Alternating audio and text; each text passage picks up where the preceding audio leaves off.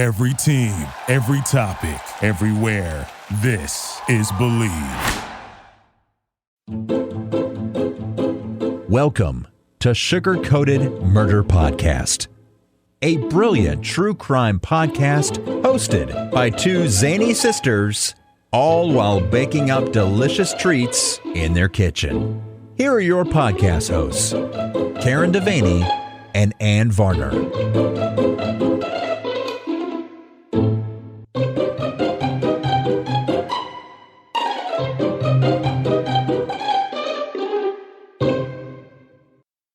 Hey y'all, it's Karen.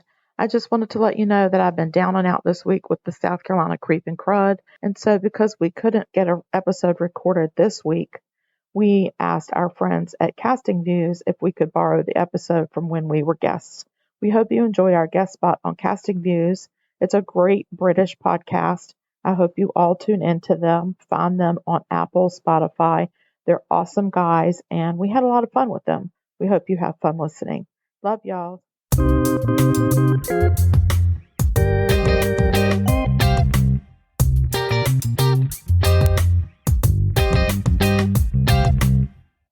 Hello and welcome to another episode of Casting Views, a podcast where we talk about, well, pretty much anything that might interest us. I'm Lou and I'm here with... Me, Dan. Now, this is week 4 of Food Month. I'm glad that we got that right. Because, it's the first time we've got it right this month. And this is our final week. And we do have some very, very special guests with us this week. But before we get into it, I'm going to pass over to Dan, who's going to do a promo for some of our friends. Yes, cheers, Lou. Another friend of the show today is going to be Leo over at Voluntary Input. If you haven't heard his podcast, change that now and go listen to it. He's great, really nice guy for a start. But his podcast will take you from 1 week, it'll be about gaming or tech. And at time of recording, the last episode was called Being Man Enough. And he's got an ex-exotic dancer talking about the pressures of being a man. So kind of, that's what I'm saying, how random or diverse his subjects are. So let's hear from him now. Are you a nerd? Are you a person? Then check out Voluntary Input, where we not only have open discussions about tech, TV, movies, and gaming, but also open discussions about people, and sometimes with the people behind the tech. Catch new episodes with me, Leo Allen, bi-weekly on Tuesdays on Apple Podcasts, Google Podcasts, Spotify, TuneIn, Good Pods, and pretty much everywhere else you listen to podcasts. And be sure to check out videos of every episode on YouTube and Twitch. Simply go to voluntaryinput.com to find all the ways you can listen to us, contact us, and better yet, select register as a guest to be a guest on the show, because we are always looking for great guests like you. Never forced, never coerced. Welcome to Voluntary Input. And we're back.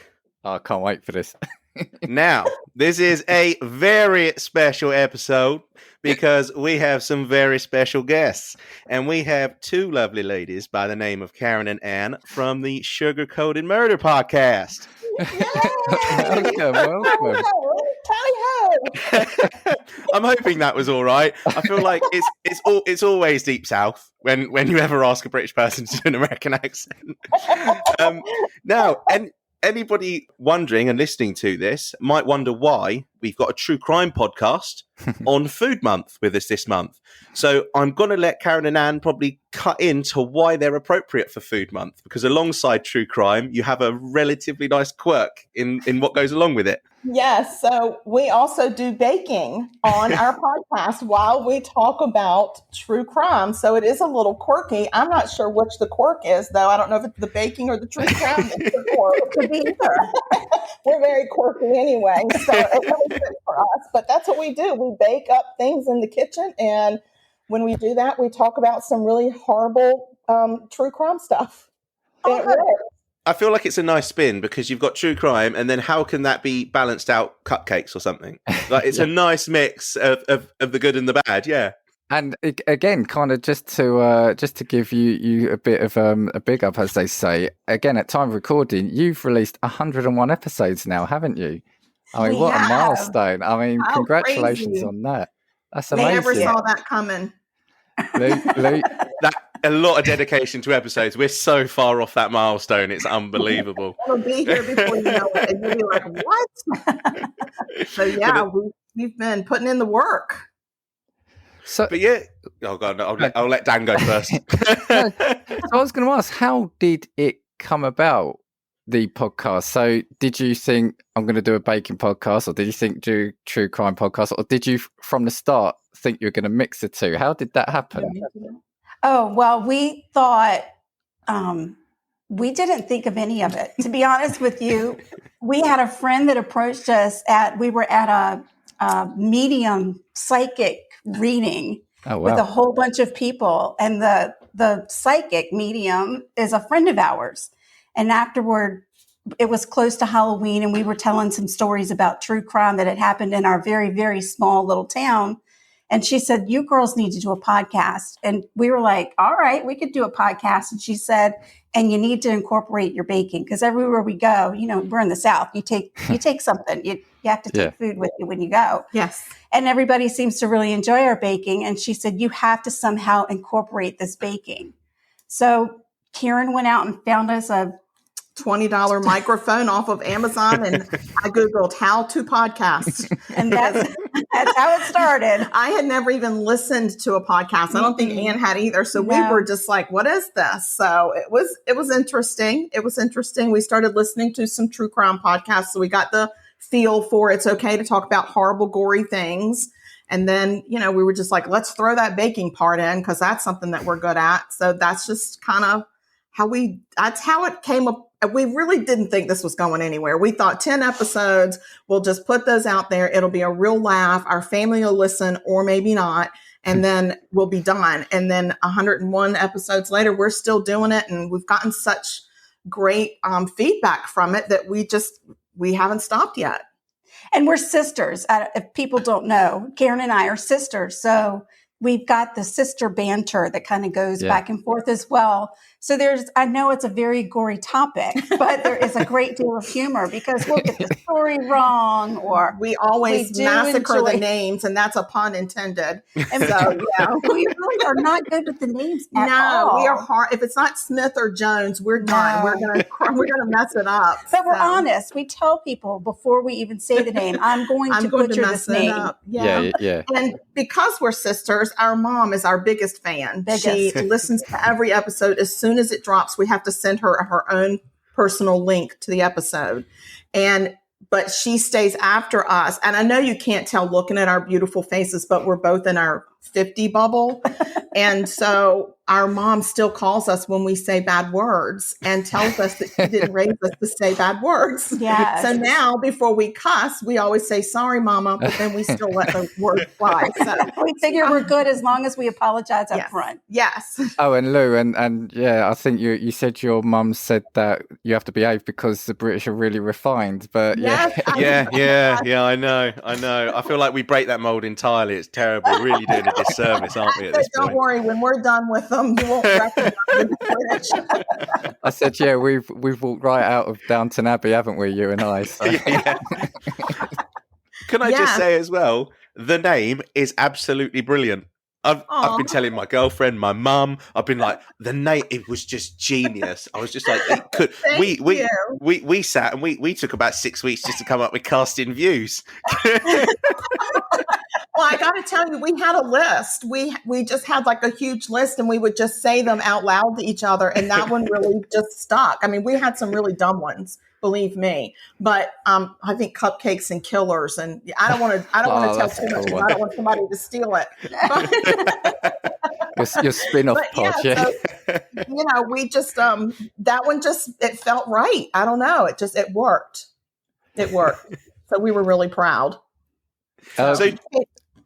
Did you always have a passion? Where did the kind of passion for the true crime stuff come from then, or start then, kind of originate from? All right, so I'm going to answer that question. So we are from a very small town in Virginia, very small. I think The biggest it's been is maybe 8,000 people, and that's very, it's a rural town. Our dad was the pharmacist in the town. Like it was, it's very small. And in this little town, believe it or not, there were a lot of murders that happened.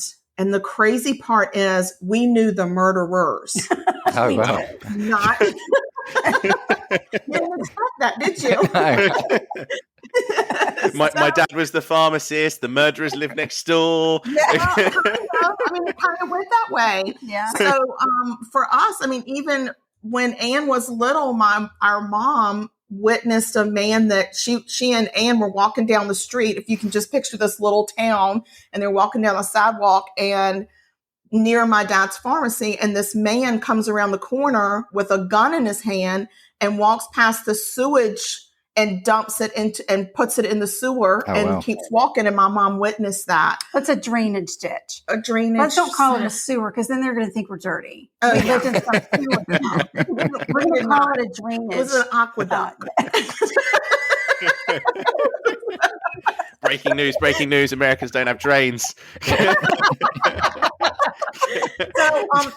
So the guy had just murdered his wife and her boyfriend. They were in a car together behind this bank, and he had just shot the two of them point blank and murdered them and was walking away and threw the gun away. So my mom had to go and testify at that trial because she witnessed him getting rid of the gun. I was 9. And when Anne it was happened. 9 years old. Wow. So we can remember our mom being really nervous about going and testifying. And this guy, was threatening to kill her because she was a key witness. And I think she was trying to figure out. She wanted to go incognito to court, but she wanted to go in a disguise, but they wouldn't let her. So, yes, I mean, that's a very early introduction into the world of crime. And then when I was in high school, and we do cover this case on our podcast, when I was a junior in high school, it was near the end of school, so we were getting out for summer, and this really good friend of mine and I were supposed to go study one afternoon, and I canceled because I wanted to go sunbathe because that's where my priorities were, not geometry exams, but sunbathing. And that very afternoon. So with that, you were in, what grade were you in? I was in 11th grade. So that would be level 11. Level 11. Year 11. Is that what you call it? Yeah, that's what we call it. Yeah. We're trying to be like y'all. Except for the y'all part. Anyway, that afternoon, he actually murdered a woman that was a mail carrier, and she had turned into his driveway to turn around, and he jumped in her car with a huge knife and was making her drive down this dirt road, and he actually stabbed her over 60 times and slit her throat. Wow. And I was in a class of 40 people. So everybody knew each other. We were all good friends. We had all known each other for years. And to me, it was so unimaginable that somebody that I knew and really thought was my friend was this horrible monster. And once that happened, we started finding out all these other things that he had done that we had never been told about. Mm-hmm. And for me, that started a fascination with the whole psyche of a killer. Like, how can you be one person and then be this other horrible monster at the same time? So that's kind of how it started. And so she would talk to me about those things. Yeah, and she was 4 years younger than me, so I scared the Jesus out of her. So the fascination kind of came between the both of us. And then just after I went to my first year of college, another family acquaintance of ours murdered a classmate with another guy. And that murder went unsolved for like 2.5 years until he actually confessed. It probably would not be solved today if he had not come forward and confessed. Wow. Yeah. So we have had so many. I'm telling you, we've covered all of our hometown murders. That's just true. But we've covered all of them on our podcast on different episodes. Yeah. But it's crazy. I mean, the murder, it's like, I mean, the town is very nice. I was going to say, we were talking about coming to visit. But Well, we're not there now. We don't live there. We did leave. We left. We were like, oh, I mean, it's just a numbers game. Eventually, you're either going to be the murderer or the murdered. So I was Gotta get out. Gotta get out. I was not playing those numbers for very long. So I got out of there. But so that's where we got our obsession with true crime. So have you? I was going to say as well. So do you have an obsession with it in general? So do you watch all the crime shows as well? Do you watch all the dramas and the real life shows? Are you into all that as well?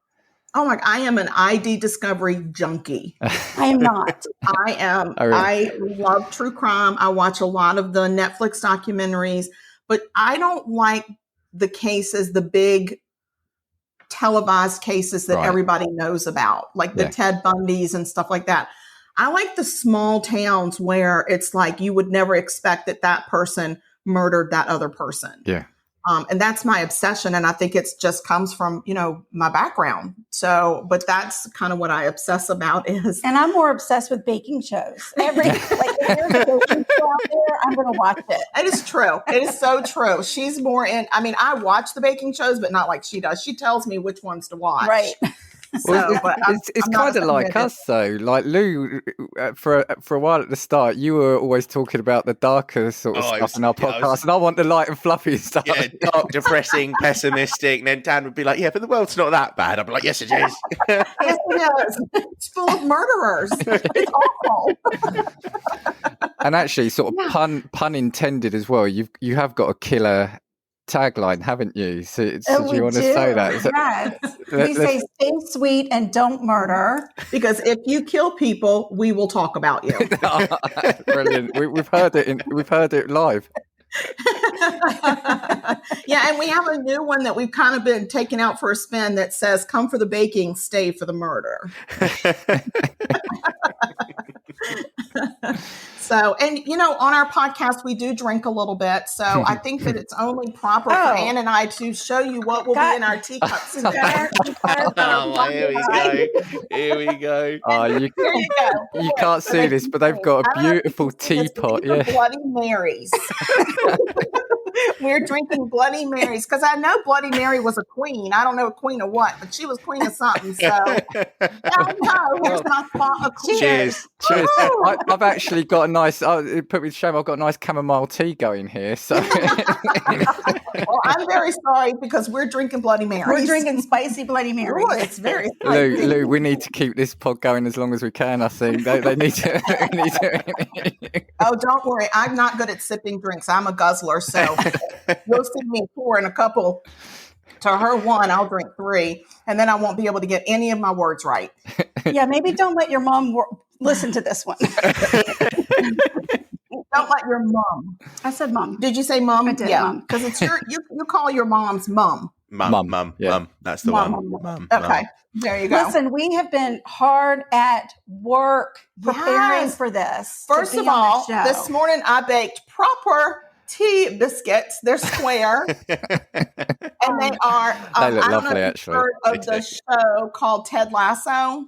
I've heard of it. I haven't seen it yet. So he's this American guy that's been hired to go over to England and coach a soccer team, which is football over there. Yeah, football. And he knows nothing about the sport at all. And he's really learning about like just the whole culture over there is so different. And he tries to befriend the owner of the team. And the way he really gets under her skin is he takes these very special biscuits to her every morning. And she's like, where'd you get them? He's like, don't worry about it. And he brings them every morning, but he will not say where they came from. And Anne was able to Google and get the recipe for those biscuits. And that's what these are.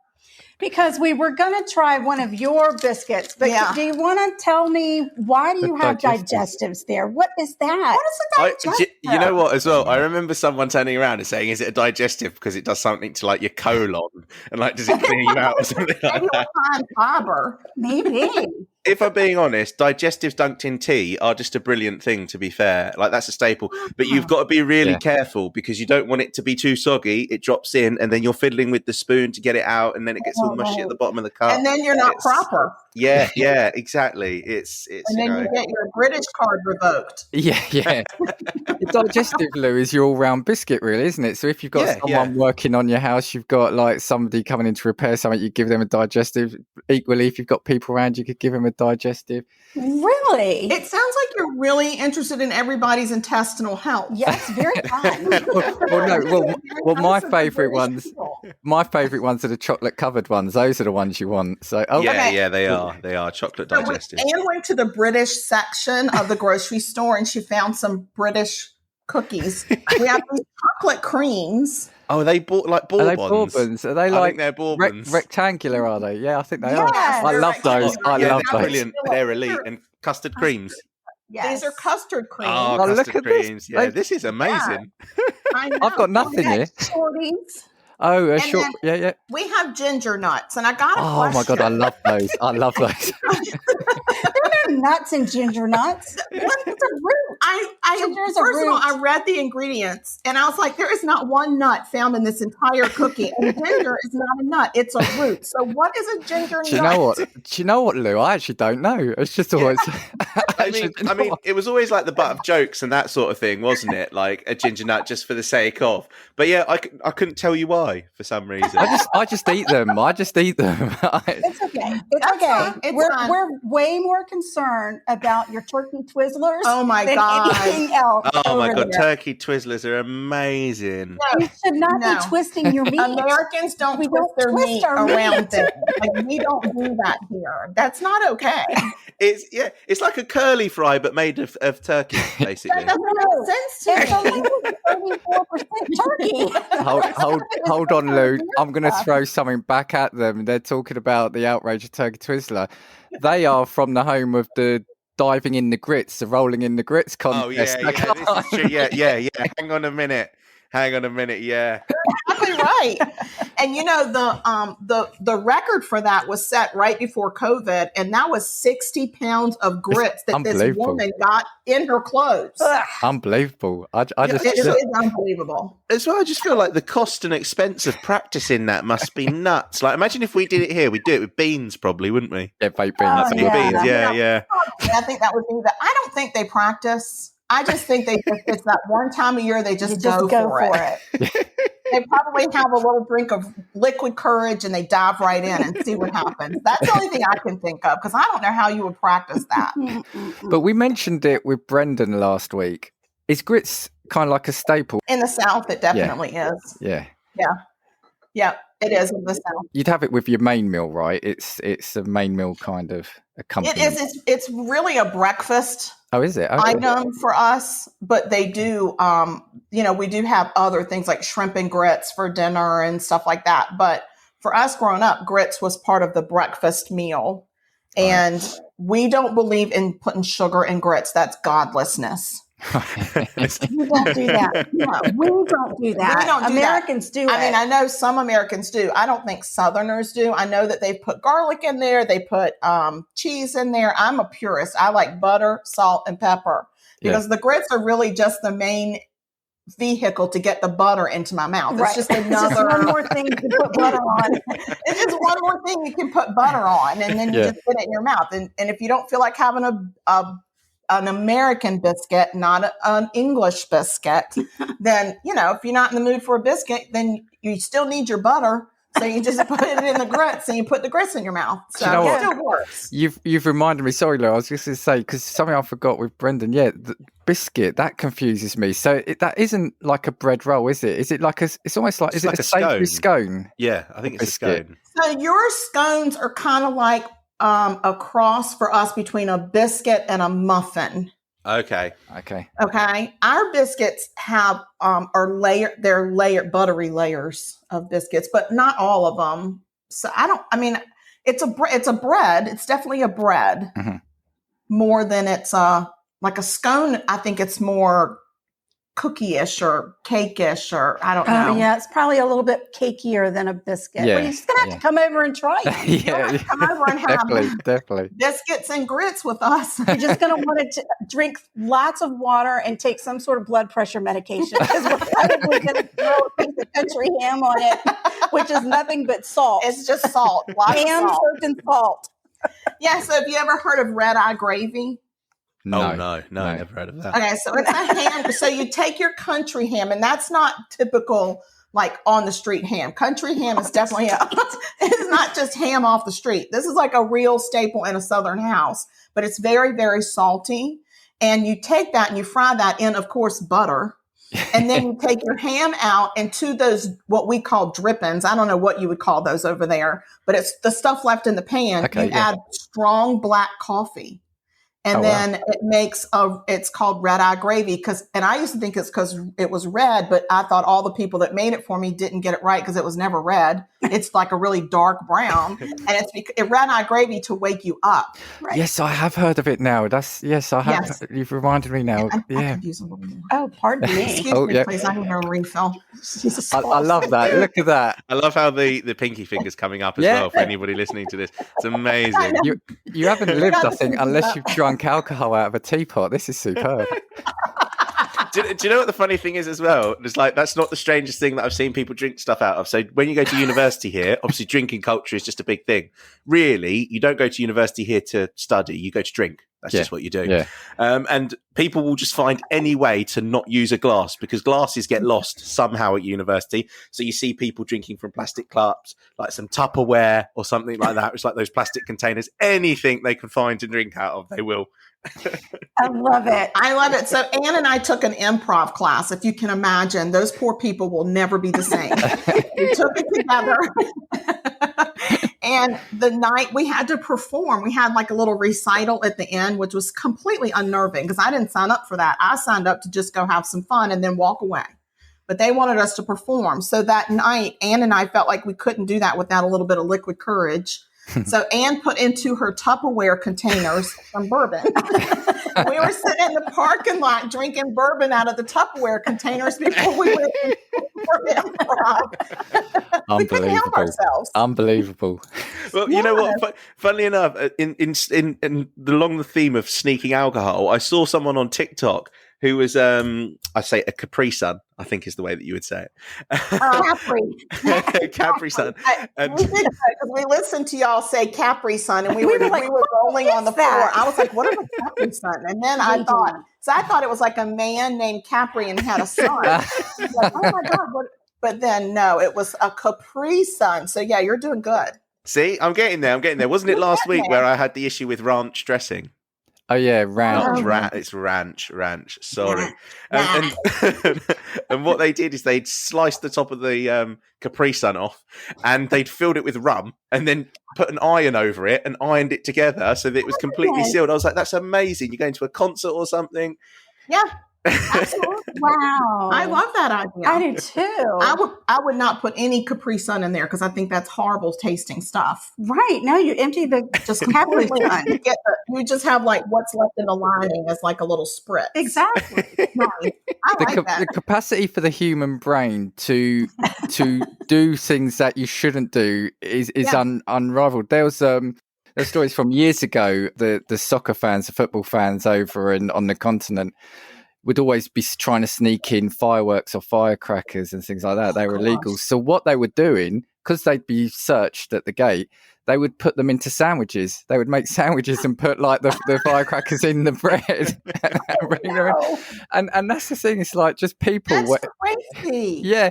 You probably put someone at a desk to do a day's work and they probably just do about 60-70%. But you say to them, you can't bring this drink in, and they will work overtime to work out how they're going to get that drink in. So over here, we have bracelets for women that look like a really pretty gold bracelet, and then there's a jewel on the top. But if you unscrew that jewel, the whole thing is hollow, and you can just drink right out of it. It's amazing. They need like a male equivalent that looks like a watch or something. Exactly. I feel like I'd buy into that as well. Yeah, but you'd have about 10 watches on your wrist and not all the batteries are dead. I know. I'm not sure. You've got different time zones. Yeah, this is Eastern time. This is Pacific time. That's so funny. So do you want to perform? Oh, God, we have a performance for you guys real quick. Go for it. Let's hear it. Get this going for you real quick, because Do you have the music? Oh yeah. Okay, Yeah, we yeah. have a little music and a all little sorts. ditty. We have a little ditty for y'all. I feel embarrassed, We're Lou. just trying to make y'all proud. We want y'all to be our friends forever. You ready? Yeah, ready? Make sure it's loud. Here we go.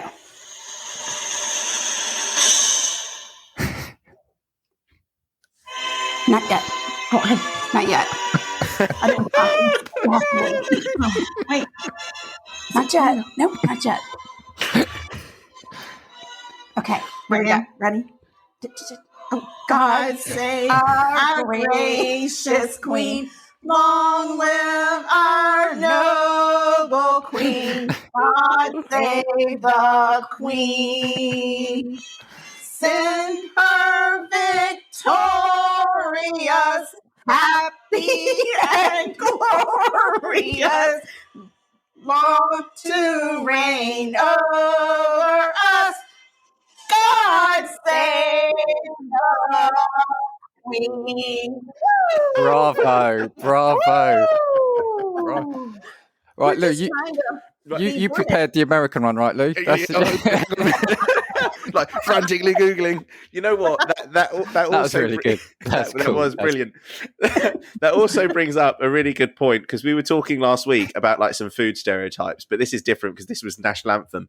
One thing that I feel like you see on TV all the time is if there's anything that's in a school, it's always kids lined up to a flag in the morning, national anthem. Is that really what happens every kind of morning in schools, or is that just televised? Not anymore. It used to. When we were growing up, yes. Every morning you stood, you said the Pledge of Allegiance, and then you sang the national anthem. And you faced the flag wherever it was hanging in your classroom with your hand over your heart, and that's what you did. But they don't do that anymore. It's too much controversy. So they don't do it. Oh, really? Okay. Yeah. Okay. And at our school, we went to a private school, and we actually had a daily devotional, like a prayer that was said over the intercom system as Lord well. knows we needed it. You know, they actually let me say some of that. I know. That was crazy. Like, what were they thinking? They let me do the daily devotional. Like, come on, guys. I don't believe any of this stuff. Well, when you were at school, it's a good thing. They were bound to let you do it. You're the only one that wasn't a murderer. That's right. Well, it's very true. And they knew I probably had the propensity to become one, so they wanted to be nice to me. Maybe we can save her. Or just save themselves. I think they were just trying to save themselves. So, yeah, but... I think there's some schools that probably still do it, maybe somewhere, but most of them, no, not anymore. It's too much controversy over our national anthem. Yeah, we got a lot of controversy there, so... Yeah, because I don't know how y'all get away with it. We don't know how y'all get away with half the stuff that y'all get away with over there. Well, no, but that's the thing, and you know, Lou, that's a good point, because we never have done it over here. That not the American anthem, the British one. We've never kind of done that, and we've always looked at that, and I think the reaction has either been, "Oh my God, why are they doing that?" or "Oh look, you know, they must be really proud of their country," and so it does. It's always seemed slightly odd is probably the wrong word, but unusual that happened. But the thing is, as well, I think if you put it in a different context, like I went to a Catholic school when I was from the ages of 11 to 18, and we used to have like a daily school prayer that you'd say. Yeah. So in the same context, it's kind of like that, but obviously it was just religion based as opposed to kind of anything that was like nationality wise, if that makes sense. But I guess it's the same kind of principle and context, really, isn't it? I think so. I think it was trying to just maybe deliver a certain message of being a good citizen, just reminding people, be a good citizen. Maybe it was just, they should have just started out with said, listen, good morning, don't murder. Yeah. I think Yeah. They should just say that every day, like in kindergarten. Like do your best and try really hard not to murder. And if you can do that, then you're on your way. Yeah. And then we'll consider you a good citizen. Maybe we should start a school. I think we should start a school. Yeah. But you have to remember, if everybody lived by that message, it'd just be sugar coated. Yeah, that's true. We would have nothing to talk about. No, I would love the sugar coated. I would love that. I know you would. But I mean, the people out there are scary. There are people out there doing horrible things to each other. It's scary. Actually, do you know what? There is nothing truer said on this podcast. People out there are scary. I think that's true. Yeah. Every time we go anywhere, we're like, why do we come out into the public? We don't like people. They scare us. We don't like them. Actually, on that, Have there been any cases you've covered that have really stayed with you more than others? I think so. I think anytime you cover a serial killer, it really sticks with me because the victims are so random, yet they're hunted. And to me, it's something very disturbing about unknowingly being hunted. Yeah. By a person who is just diabolical, and they just get their jollies. I mean, it's it's never an excuse. Okay, let me preface this. Don't murder. Okay, there's never, I'm going to need a little more. Bloody Mary. Thank you. And so I think that it's one thing to have a crime of passion, or when like a husband and a wife and they hate each other and one kills the other one for life insurance. I'm not saying it's a good thing. I'm saying it's a different breed of person than somebody that singles out another person that they don't even know, and they hunt them because of some quality that they see in them that the other person has no clue. That to me is so creepy. Yeah, it is very That's creepy. a big creepy factory. And do you know what? That's a creepy factory. We live in a creepy factory. That's what America is right now. and on your current, I think it's your current podcast, you said something that I hadn't even thought of before. And it was, you talk about serial killers and you say that you don't like them as well because often they are, the victims of a serial killer often aren't mentioned, or they're almost secondary to, they're almost glamorized, for want of a better word. Yes. If a serial killer. Yes. And that's one thing that when we started this podcast, that we made an agreement that we would never, ever try to glamorize the act of murder in any way.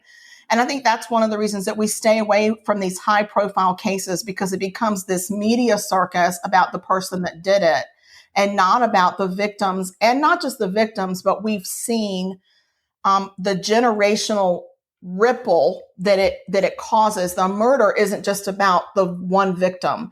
There's so many victims. When there's just one person killed, the victims are their families, their friends, their coworkers, their town. And it's generations. And it's a generational thing that goes on through their generations of those people. And I think, I think that we're living proof of that for sure, because one murder in our town and it sent a ripple effect. And so I think that that's one of the reasons that we really don't like serial killers. I mean, we don't like them because they kill, but we really don't like them because they get a lot of attention.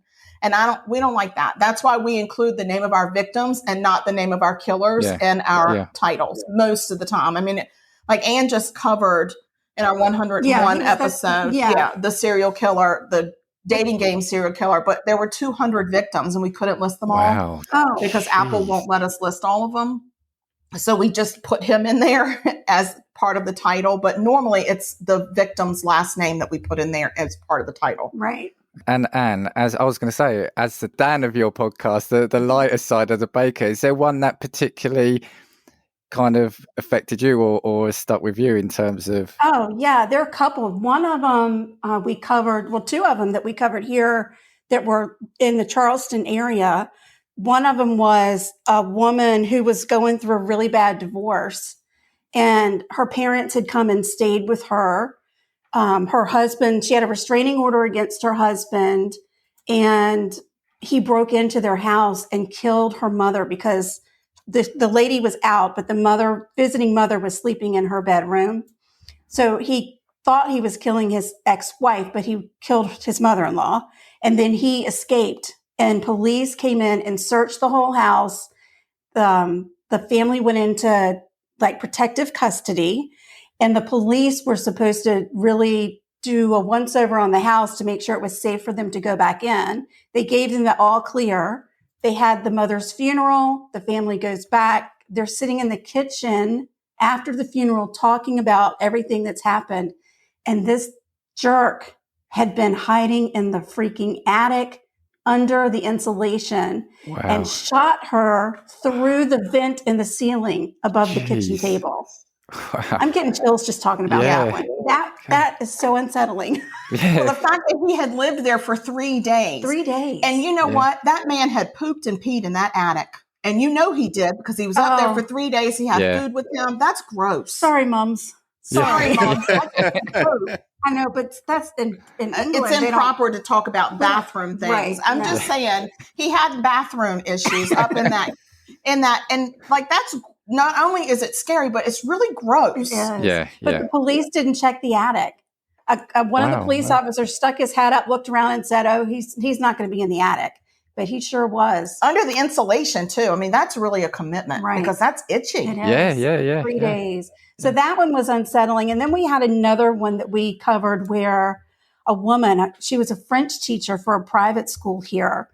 She had been dating a gentleman and they broke it off and went their separate ways. And somehow his son became obsessed, fascinated with this woman and wanted to be her. Wanted to go through the whole sex change process and everything, but take over her identity. And he murdered her, but he had all of his, like he took over her, he changed his driver's license to her address. He got his mail forwarded there. He was having his hormone therapy drugs shipped to her house. I mean, he murdered her and then took over her home before anybody figured it out. Like he was wearing her clothes and everything. Oh, that was... Ooh. I don't like that. Yeah, that kind of is like real life Leatherface from Texas Chainsaw Massacre kind of like levels. That's horror movie level. Right. And scary, speaking of horror movies, guys, just so you know, Ann and I are the biggest chickens. Oh God, no, we don't watch horror movies. No. We don't watch that scary stuff. No. But you do this kind of podcast. That's No, we don't. We don't. That's why I don't like to watch the ID Discovery stuff. It's too scary. Yeah. It's not too scary for me. I can't watch it at night. And I can watch it when the sun's up. I can't remember what podcast we'd done where I turned around and said I need to go and watch some Kevin Hart because he's, I think, the only person that's going to make me settled before I go to bed now. Well, we have. I do a lot of cleansing with Friends, old reruns of Friends. That's what cleansing. Yeah, that's amazing. You know what? Again, leading me on something, we cannot tell you. There's a channel that just plays Friends all day here, every day for the last 20 years. It's amazing, and that's always good for a laugh and keeping you chilled out as well. But this whole thing about at night. As a kid, I remember there was this program called Crime Watch, and it was half hour, it was once a week, and it would profile some current crimes that basically they were trying to catch certain criminals. So they would do reconstructions of crimes and say, and at the end, they would always say, "Don't have nightmares." And me as a kid, I'm just sitting there shaking at the TV, and it's like, don't have nightmares. Yeah, don't have a nightmare. Yeah, that's how they finished it. It was "Don't have nightmares." It's like, yeah, thank you. Okay, I won't. I mean, thanks for reminding me. Yeah. They always used to put like those police computer generated images or like the drawings up as well, and you'd be like, "I swear I've seen that man in my area." Or the next day you're like, "Oh, is that him? Is that him? Is that him?" Yeah, definitely. Yeah, we've got one called what's the John Walsh one? Oh, right. America's Most Wanted. Yeah, or America's something. Most Wanted. That's kind of the same thing. They profile these high-profile killers that are on like the FBI's Most Wanted list and things like that. And it's scary to think, oh my gosh, and they've caught a lot of them because of neighbors that have called and said, "Hey, that guy's my neighbor." Oh God. So. Well, you know what as well, talking about Crime Watch, because it's just reminded me, I would probably say one of the most famous unsolved murders in this country was probably Jill Dando. Yeah. And she actually was a host of Crime Watch. She was shot on her doorstep. Wasn't she? She was shot on her doorstep. Yeah. Unknown assailant, completely, and still unsolved now. I think someone ended up going to prison and then was released because there wasn't enough evidence to charge him. But again, the kind of conspiracy theories rumoured around as to whether or not it was linked based on the show that she did, whether or not it was linked to organised crime, that sort of thing. Really, really strange case. And again, nothing ever came from it because it's still unsolved now. Yeah, I think the guy won his appeal, Yeah, there you go. As Americans, we will dedicate ourselves to solving it. We're not doing that. No. We're good. We're not I'll solve it. You and me will solve it. These two make cupcakes, and you and I will solve this case. But do you think that's why? And you know, and I love what I like is I do love the idea of the solving of the crime, the people behind the thought and the processes that go into solving the crime. And do you think that's why kind of true crime is so popular and sought after because there's two elements there. There's the, like you said, people who on the face of it, they're your friend, they're your next door neighbor, they're the person that works in the chemist down the road. But then on the other hand, they are these psychos and you don't know. And then on the flip side, you've got the whole to catch a killer kind of thing. Is that what you think is crime is so popular? Fascinating. Yeah. It is. Yeah, it is. Especially now with all of the genealogy that's come out, it is fascinating to watch detectives and investigators solve these crimes. Where I know there've been a couple of cases where they've had botanists come in and look at the way plants grow to figure out what happened in a crime. I mean, that is mind blowing to me. Yeah. You can look at the way a plant is growing in a crime scene and say, okay, well, this is probably where the body is. That's how they found the body in one of the cases from our hometown. They couldn't find it. The murderer kept saying it's here. And it wasn't where he said, but it was so many feet over. And they pulled, was he from the animal farm? The Body Farm. So there's a place in Tennessee called the Body Farm. Have you ever heard of it? No. It's fascinating. You can read books about it. It's a true place. And it's a place where they lay out actual bodies all over the property. And they study decomposition out in the elements. Right. So it is an actual body farm. And that's what they do is they study the bugs that come and the stages that those different bugs come in from decomposition and what snow does to a body, what rain, sun, what halfway burying a body does. And it's fascinating. It's a real place. And they called the guy from Tennessee that started the body farm. And they had him come to talk to the detective in our hometown to say, this is what you need to do. You need to go to your local college. You need to get a botany professor and tell him he needs to look at the growth because the growth was disturbed. And so even after 2 years, there's going to be a stunted growth among the plants. And you're going to have to get down there on eye level, but you'll find it. And that's exactly how they were able to find it. Isn't that fascinating? It really is amazing. Yeah. And then we've got a genealogist over here. Her name is Cece Moore, and she is doing the most incredible, it's almost like reverse genealogy where she can, if you, let's say you decide to do one of the DNA tests and put it online, your results online to see if you can connect with family. A lot of cases have been solved that way because a family member of a killer has put their DNA results out there and matched up to something, and the scientists will come in and they'll do the genealogy for this killer based on the DNA results. And they're like, oh my God, the killer is in this family. And they solve it that way. Fascinating. Yeah. And they'll do that like after 50 some years of an unsolved case. And, now cases are getting solved left and right over here with that. And now when you're arrested, you have to, they make you give your DNA when you're arrested for a crime. So they've really built this database that's just enormous and still growing, unfortunately, because we have so many criminals. There's so many. Yeah. So it's scary just to go outside. Yeah. That's why I like to be in my happy spot, which is in my kitchen and I bake. And oftentimes Karen will call, we live in the same building, a couple of floors apart from each other. And she'll call and say, you got anything up there to eat? I'm like, I'll text and say, I know you're baking up there. What do you have? Just pull chocolate chip cookies out of the oven. She's I'm on the way. Well, people don't need to go outside. They've got this podcast, so there you go. So. Right. You can stay right at home and get your dose of horrible people without ever setting foot outside. Exactly. Could I just say as well, I feel like for the last 2 minutes, the serial killers that are listening to this have just gone, right, don't bury bodies under plants, don't submit to ancestry DNA. I let my whole family know. I got my DNA test done, and I said to all of them, "You better watch out because I'm uploading it online, and if there's a killer amongst us, you're going down."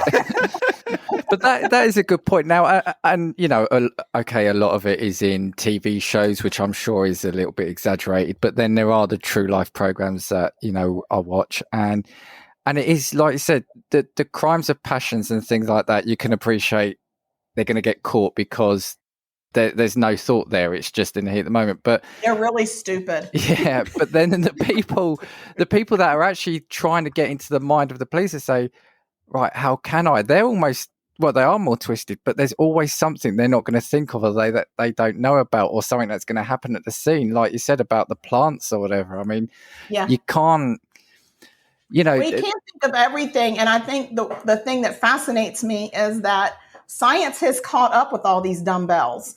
So, when you committed a crime in the 70s, you thought, oh, I'll get away with this. You had no idea in 2022, they're going to come knocking at your door because Aunt Mabel did her DNA test and put it online. We're loading our prisons up with 70 and 80-year-old. Yeah. Oh, really? Yeah. And so they come and get you. Yep. Yeah. They come and get you. And I love it. I just think that to me is, that's when the good guy really does win and the bad guy's going down. Right. Well, no, you're going to have to forgive me because I know that I've seen the story somewhere and I can't, there's a lot of serial killers that are American that we see in popular culture here.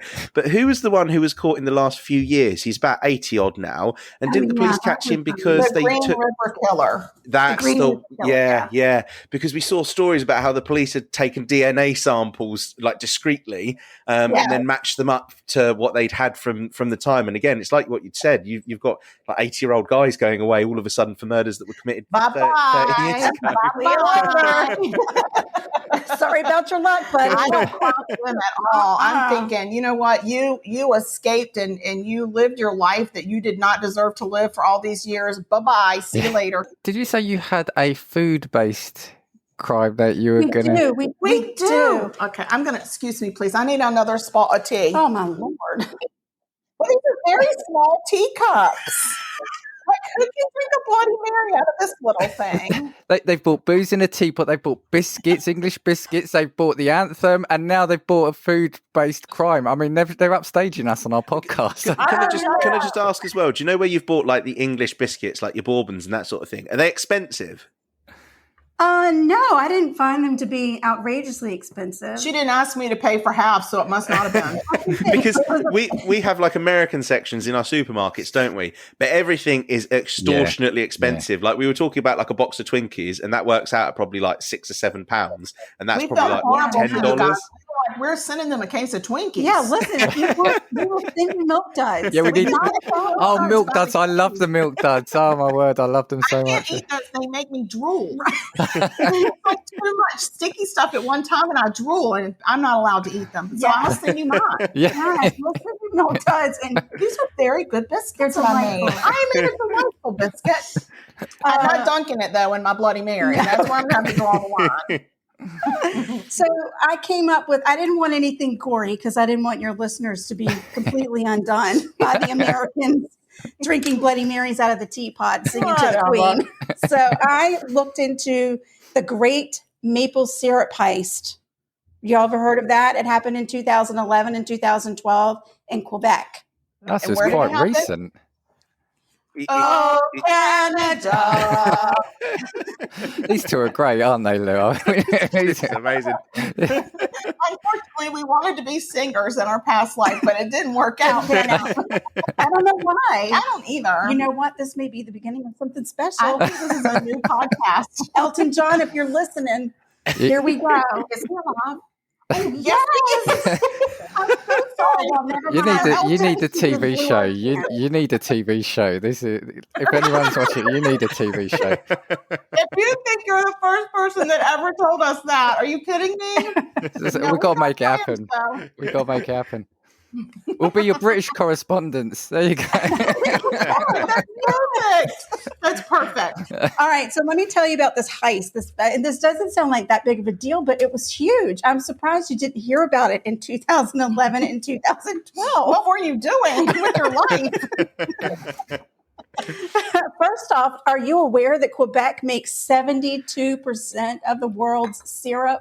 Wow. I had no idea. 72%.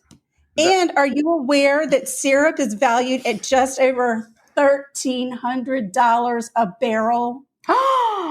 What? That's a lot. A barrel. Crude oil right now in 2022 is a little over $106 a barrel. Wait a minute. Are we talking the same barrel size? Yes. We need to start stocking maple syrup. We don't have it's just in the wrong game. It's like liquid gold, isn't it? So I guess over there in Canada, they've got this whole big council of people that oversees the the quality of syrup. Oh. You're very crumbly. You're very crumbly. It's just not crumbly. That's proper British as well, because what you do is you have to lift your t-shirt and make sure you get all the crumbs from the t-shirt. Honestly, that's just what you do. Over here. That's Mardi Gras here. It's how you get the walk over to the kitchen sink and just shake your shirt over it. We'll not be lifting any shirts. No, we're not lifting shirts. Okay, back to the heist. At some point during the summer of 2012, there was an inspector, like they have these huge warehouses of all of this syrup. People get their syrup and they put it in barrels and it goes to this place. And then inspectors come in to make sure it's the right quality of syrup for them to sell. So this inspector goes into this warehouse and he's climbing up to test these barrels and he almost loses his balance. Well, you can imagine how much a barrel of syrup must weigh. It's heavy. It's thick and sticky and heavy. Yeah. So probably 600 pounds worth of syrup. He should have been steady. He shouldn't have been wobbly. Yeah.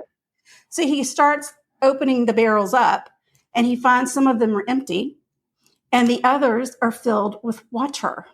Oh, wow. Water. Somebody has stolen water. 500 and what are you say? Water.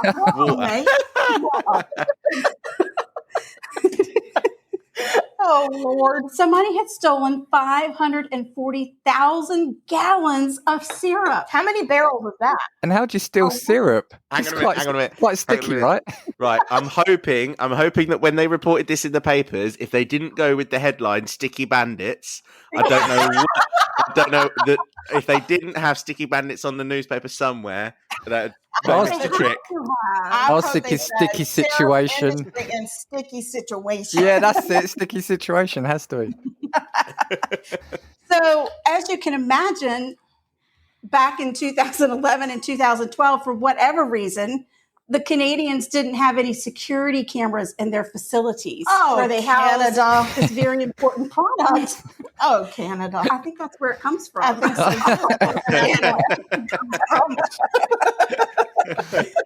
so.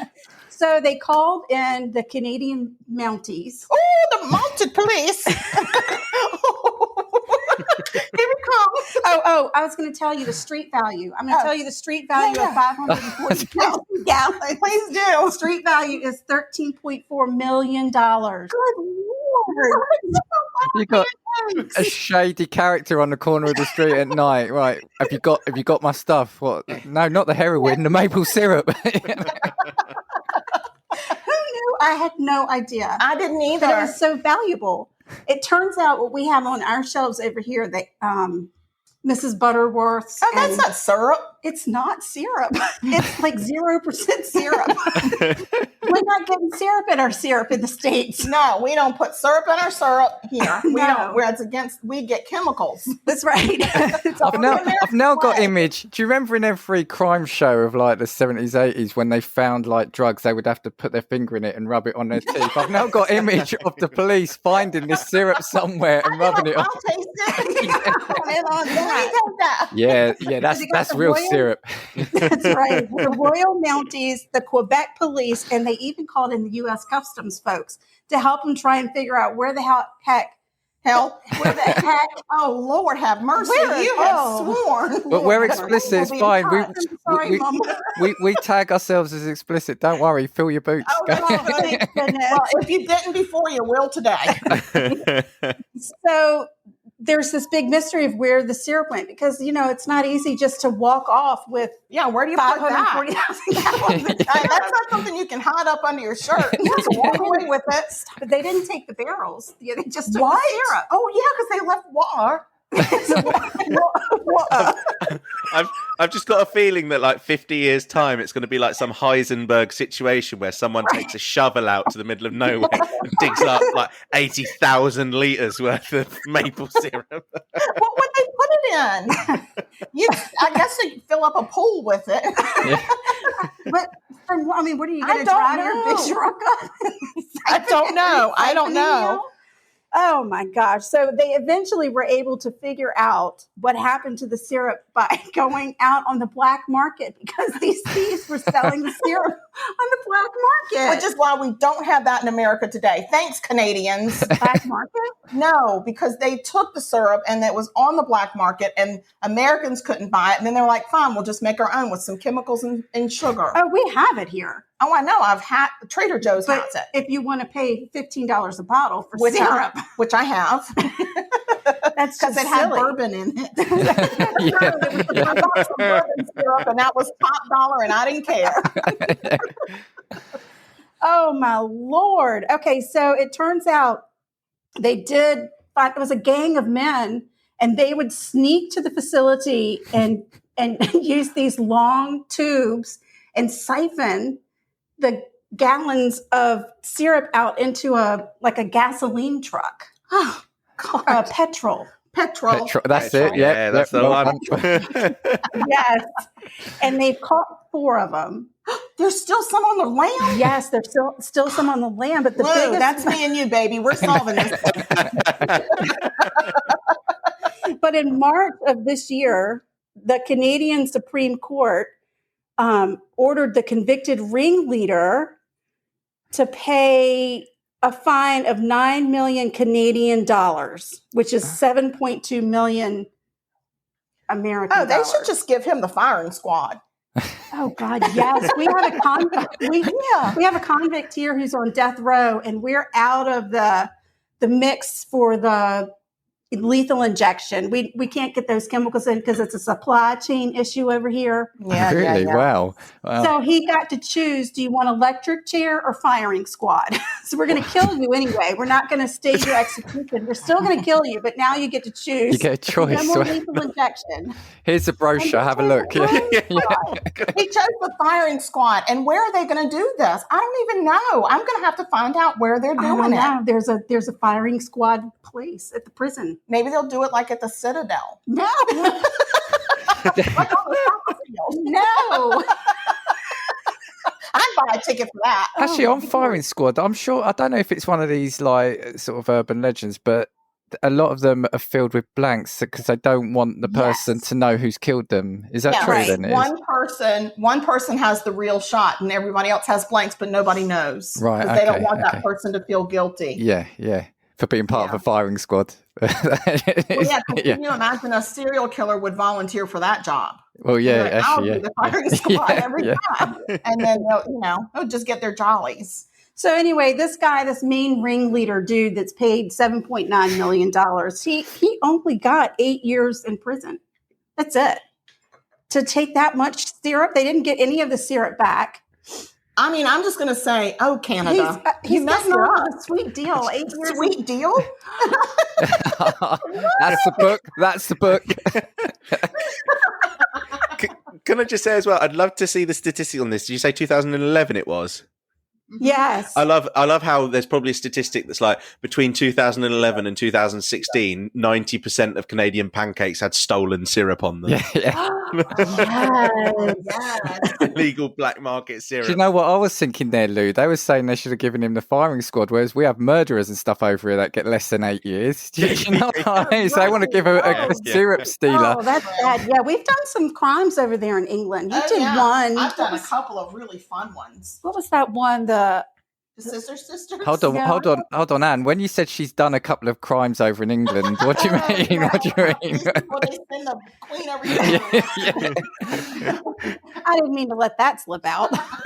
I'll put the phone down then. I was literally on the phone to the constabulary. Hello, Scotland Yard. It's not a reward for you. Your perpetrator. There's that alcohol. It's kicked in right now. Now we can press record now. Oh God! Oh my God! Well, that's all I have to say about the great. I think it's actually made me love Canada. That one of the biggest crimes there is about maple syrup gone stealing, and like the ringleader of a gang. I'm on it. I think it's brilliant. I think it's made me love Canada now. I'm just more surprised at how expensive syrup is, because to me, I'm just like, you know what? And the thing is as well, like comparatively to stealing gold or diamonds, probably going to get more prison time for that than stealing syrup. But when you first said it, I was just like, is this like a rival syrup manufacturer that's stolen? It's like corporate espionage or something like that. That's what I immediately thought, because it's all still gone. So was it just another syrup company stealing syrup to sell as their own? No, evidently not. They were just selling. They were stealing it and selling it on the black market. All I had in my head was, how did they take it? I was thinking, like, in Shawshank Redemption, were they putting it in their pockets as they were leaving, so you get like a spoonful a day? No, it went into a petrol truck. But they probably had cleaned that out real good before they used it. Did they like bottle it up and put labels on it and that sort of thing? That'd be amazing. What an operation! But nobody's going to stop that truck because it says flammable, stay away 500 feet. And they're like, well, we can't get near that. Mm-mm. So, yeah, that was brilliant. That's that's a really interesting one. I'm going to have to look that up now. Oh, you're going to love it. Curious minds. And that's not a crime that's going to keep you up at night. Yeah, that's actually quite wholesome, to be fair. I don't mind that one. I tried to find something that would not. There were some with people putting arsenic in cheesecakes and serving it at dinner parties. Well, I thought you were going to say, when you said they opened up the barrels, I thought you were going to say they found people in their bodies. That's what I thought you said, where the mind goes. I've listened to your podcast. Right. We did cover one murder where the lady was in a barrel. Yeah, and you covered the guy in Canada that was putting the body parts in the flower pots. Yes. He was a horticulturist. He would do flower pots for people, landscaping and stuff. And he was in their very expensive pots. He was putting the body parts of the people he had killed. So they were doing all of this searching for the bodies, they were having to dig up all these expensive pots of flowers, and they were finding fingers and toes and feet in the bottom of these pots. You're out there one Sunday morning watering your plant, and all of a sudden 5 toes appear. You're like, what? Bloody hell. In terms of like the exposure as well that you get, so for instance, I think that here we have a lot of exposure to American like criminality, serial killers, that sort of thing, because I think we see a lot of film, TV shows that are all based. Do you get anything that's about British killers, or do you get any instances of British crime that's particularly publicised in America, or is it more so? We've covered some British crime. We've definitely covered some stuff over in the UK. There was one that I covered that was in Ireland, that was in Dublin on St. Patrick's Day, which was hysterical because it was like an alcohol-fueled murder. It was crazy. Would be.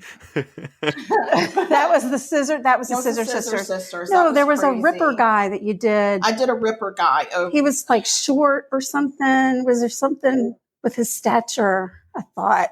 Was the Scissor Sisters the one where they cut the guy up in like the bath because he'd beaten? Did he try and attack both of the women? Yeah. Oh, that was horrific what they did. Yeah.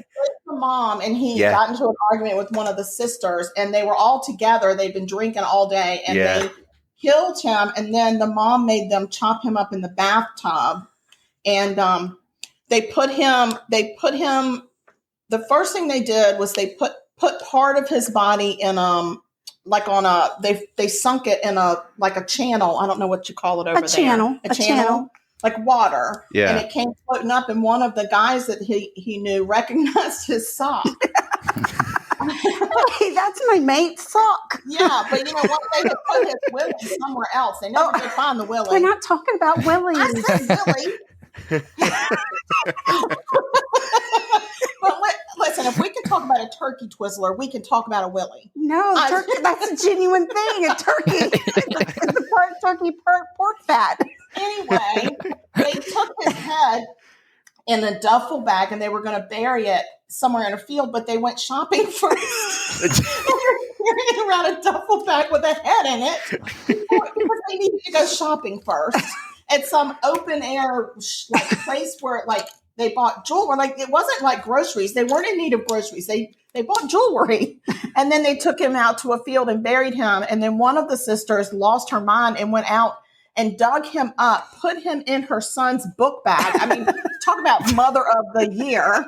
And then took him to another place and couldn't get him buried all the way. So she was trying to chisel his head apart with the whole thing just went awry.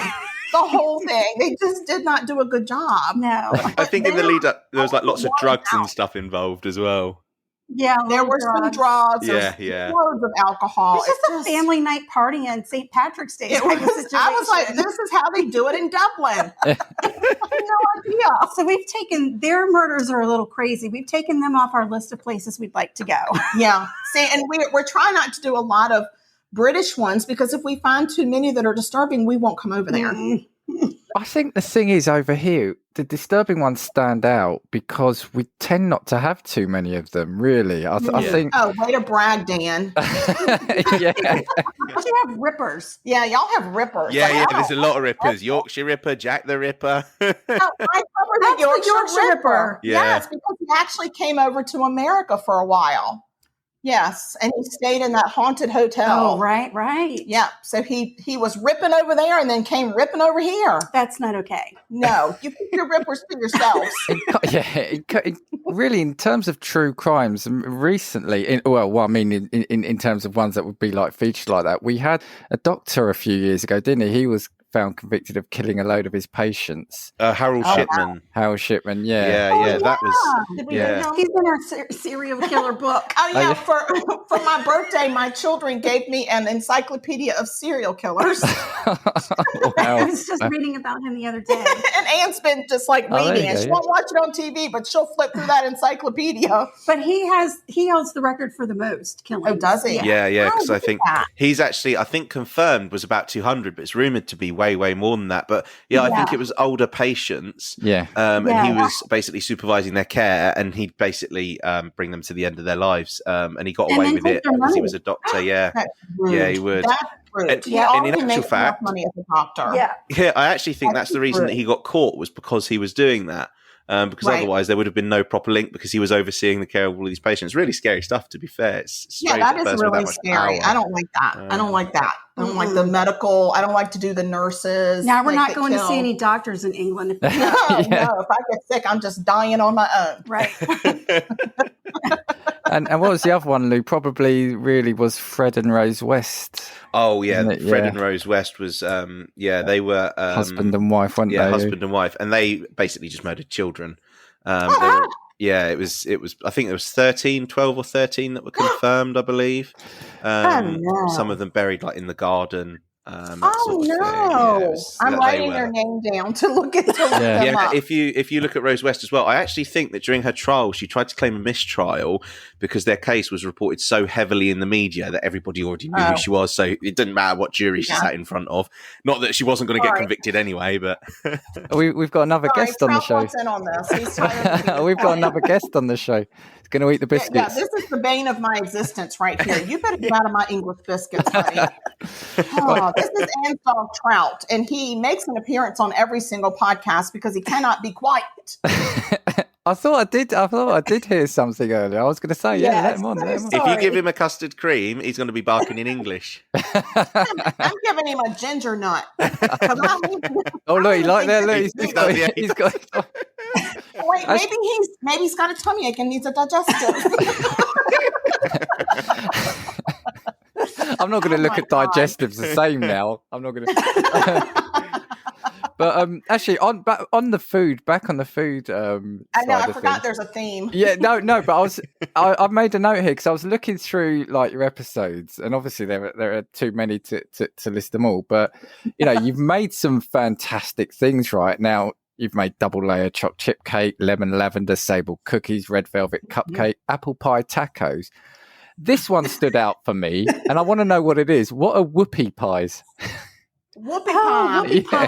Oh, gosh, how do you explain that? Well, it's basically it's a combination cookie cake that you make two of them, and then you do a cream filling that it goes into the middle of it, and you put them together, and they call those a whoopie pie. Okay, it just sounded really fun. Yeah, I'm looking them up, and they look amazing. To be fair, yeah, they are so good. They are so good. But it's basically Anne did a good job. Y'all were talking about the marshmallow in a jar. Oh yeah. Fluff. They call it fluff. Yeah, it's that and lard or Crisco Shortening. Okay, yes, yeah. And a little bit of extra sugar because, marshmallows aren't sweet enough for us. You mix that into a cream, and that goes into in between the two cookies. And the cookies can be chocolate or chocolate chip, vanilla, anything. Whatever flavor. Yeah, it's wow. really fun. See, we said it in the episode. I love my food. I really love my food. I just don't get the fluff. I don't get the whipped marshmallow. I kind of don't get it. So my husband and my son love to mix that with peanut butter, and they call it a fluffernutter, and they put it on a sandwich, which I think that's ridiculous. Wow. I just think it's ridiculous. But we do use that stuff in baking a lot because we have some really special cupcakes that we make. The cream that goes in the middle of the chocolate cupcakes, we use that for that. So we've used it a couple times. Oh yeah, we do. So yeah. It comes in handy. I mean, if you need marshmallow cream, it's going to take a long time to mash all those marshmallows together. You just buy it already mashed. It's so much easier. It would make you sick. The whoopie pies traditionally are not as sweet as a normal cupcake or a cookie. Yeah, because the cake part is not overly sweet. It's the filling sweet that's going to get you. And if you made it for them, you could just do half the filling. I don't even know. I'm trying. They couldn't even take a Pop-Tart. I know. Y'all can't take a Pop-Tart. Let me tell you. I felt so bad when y'all said Pop-Tarts didn't make it over there until the 90s. Oh my gosh. I was like, those poor children. That's child abuse. I mean, who can live without that? And then they didn't even like them. And they didn't even like them? No, we like them, but they're just so sweet. I mean, they've got quite a bit of sugar in them, I think. So I love Pop-Tarts. We grew up eating Pop-Tarts, and I still love to sneak a Pop-Tart. I won't lie to you. We get these weather events over here called hurricanes in South Carolina, where the wind will come blow you away and the rain will flood you out, and the snakes and the alligators will float down the road. It's pretty intense.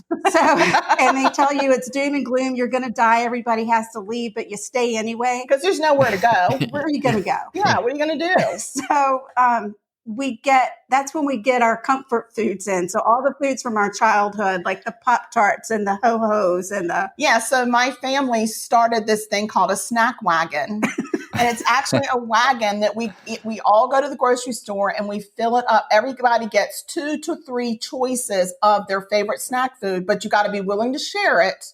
And it all goes into the snack wagon. And every morning we wheel the snack wagon out. And during the hurricane, we eat all the snack wagon food. And it's everything a lot of times you'll lose the power. Yeah, you lose power and stuff. You can't drive, around and stuff. So you have to hunker down in your house. So they tell you to get your emergency supply kit. And that's Pop-Tarts. So Pop-Tarts, fresh potato chips, but they call them crisps. Yeah, crisps over there. But all sorts of different potato chips. And we don't eat the pork rinds. That's not what we do. Not. They do. Here in South Carolina, you can you go to a bar and they serve them with pimento cheese, which is a very Southern thing. Okay, yeah. And they do pork rinds, but I don't believe in those. That's gross. Why are you going to go to a restaurant and pay $10 for fried pork skin when you can get a ginormous bag for $1? $3. Can I just say as well? I've always thought they're grim. I thought they're awful. I've never liked them. They're so grim. Yeah, yes, grim. We're putting that in our dictionary. We're going to start using that word now. If there's a pork scratching supply listening, I like them, so send them over just to me. Right? I'll take them. You like them?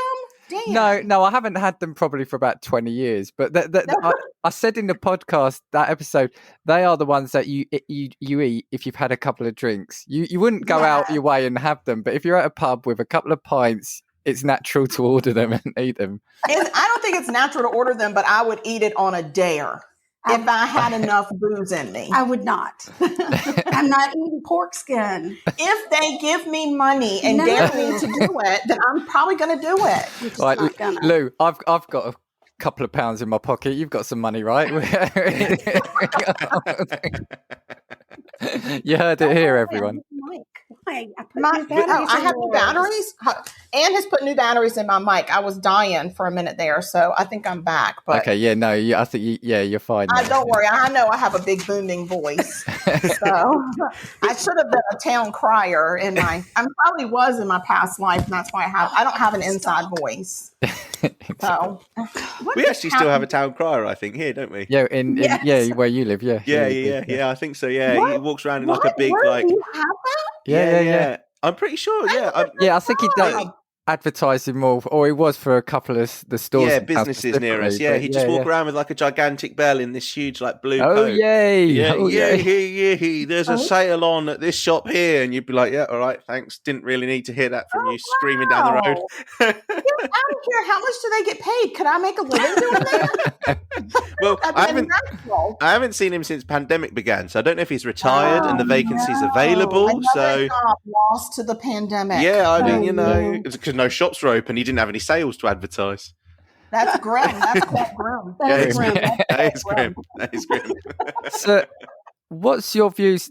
Have you had much in the way of what we would call English food, or what's your perception or views on it? Oh, well, we did make a Victoria sponge. Yeah, that's one of the first things that I made. I made a Victoria sponge and I knocked it out of the park. It's delightful. Delightful. Yes. And you made a princess cake. I did make one of those freaking princess cakes. So Anne and I had started a tradition because we're sisters and we've known each other all of our lives. So we got to a point where, I mean, it was really because we were broke more than anything, but we decided not to give each other birthday gifts anymore, but we would be in charge of the birthday dessert because that's a big deal over here in the States. When you have a birthday, you have to have a birthday cake. And we're not talking jelly or Jello. That is not dessert. None of that's proper.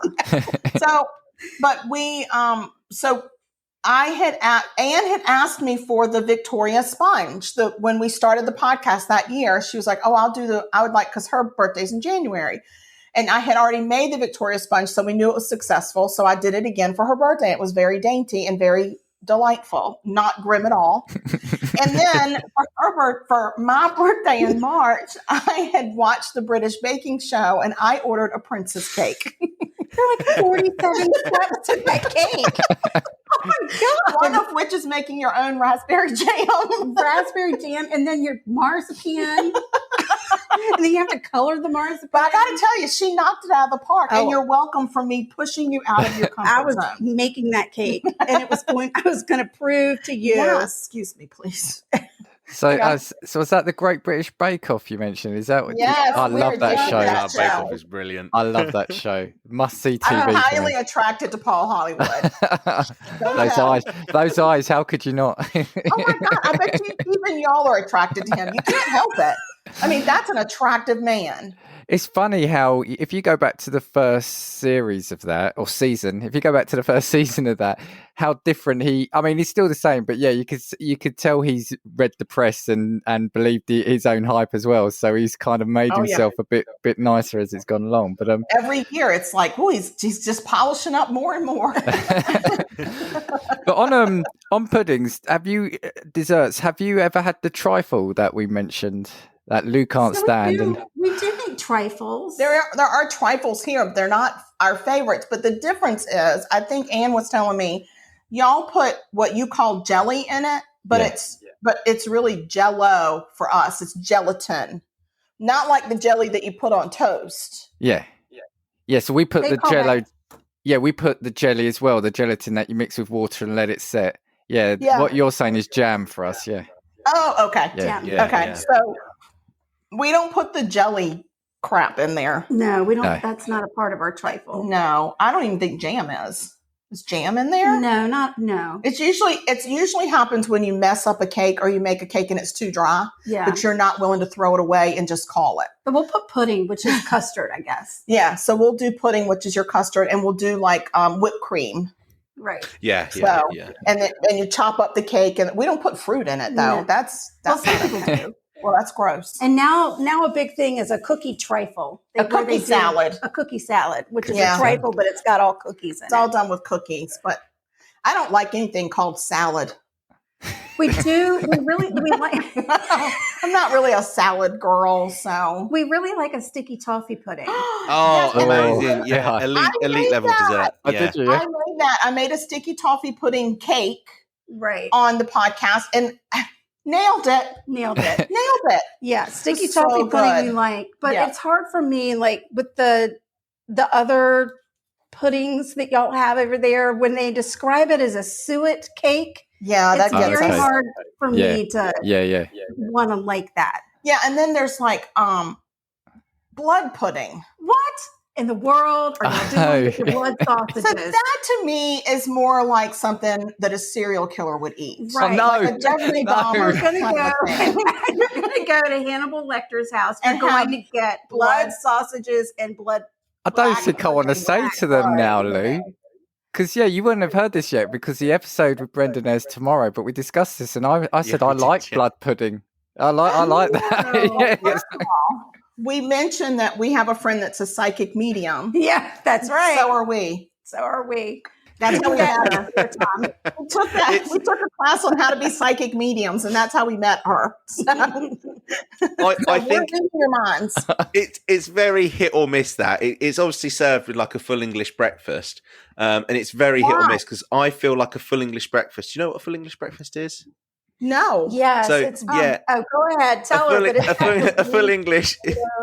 It's like sausages with bacon, with beans, and then you've always got like a hash brown, which is Eggs, like toast. fried potato, Yeah. and then eggs, toast, usually some mushrooms, and then you've got what is like blood sausage in it as well. But I've always felt like somebody always doesn't like something from an English breakfast. So for me, it's like the blood sausage stuff. Well, Yeah, I first of all, just don't, I'm not anything fond that's of that. I mean, I don't mind a Bloody Mary, but that's the only thing. well, no, I but have we- that I we call ingest it- with blood in it. We Yeah. call it black pudding. We Yeah, don't call black it blood. pudding, yeah, we don't call it blood Black pudding. I feel like it's Yeah. because what it does is it takes away the meaning. So anybody I think, trying it just though- doesn't know what they're eating. I think it's absolutely one of those foods, though, that I think if you put it down in front of someone, they would eat it. If you didn't say it's blood pudding, it's made of pig's blood or whatever, I think they would eat it and say, "Oh, I quite like it." But yeah, if you give it, if you were to give it an alternative fancy chef's name, you know, I guess. There's really, like really foie gras. blood in it. There's really, really blood in it. And then what's up with your beans? Like, why you got a lot of beans? Like, y'all eat a lot of beans. Yeah, but the thing is, beans are very unique because they can kind of be anything. So you can have them in the morning, beans on toast, or you can have beans on toast as like a quick dinner. It could be a lunch. You can kind of do a lot with beans. Beans Goes go with with everything. everything. Yeah. You could Why do would you? you could do Why would turkey you do Twizzlers that? and beans if you wanted to. They look like a baked bean to me. What Yeah, would Us, baked it bean. looks like a baked bean. It's almost like in a like a tomato based sauce. Yeah, Yeah. that's it. Yeah. Tomato. But you could. That's the thing, though, because it's almost like a sauce or a gravy. So, like I said, you could have it with an omelette. You could have it with on the full English. It gives it a little bit of a sauce. It's almost like adding like a a little. gravy. Yeah, kind of like a condiment on the side, but it's food, so it's included in it. It's like win-win. But what kind of beans are they? Are they white beans? Are they what kind of beans? Is What it? Lou? You'll have to find out because You know what? I will find out because I actually couldn't Because tell we you. But have lima beans, we have great northern beans, we have kidney beans, we have white beans. Like we got a lot of beans around here. Pick a bean. I don't know what probably bean. is. It probably is a navy white. bean. Probably is a white bean. I think. Y'all have to let us know because I'm very Yeah, curious about the beans. they I don't are like a bean. they I'm are not a white big fan of beans, beans. There you go. slightly smaller than cannellini beans. They are white Okay. beans. I'm Okay. not a big bean. So they fan. might be like navy beans, like what we call navy beans. So if I come over and order breakfast, do I have to get the beans, or can I tell them no beans for me? No, First of all, sometimes don't you could order like the whole substitute it out. Usually, Yeah.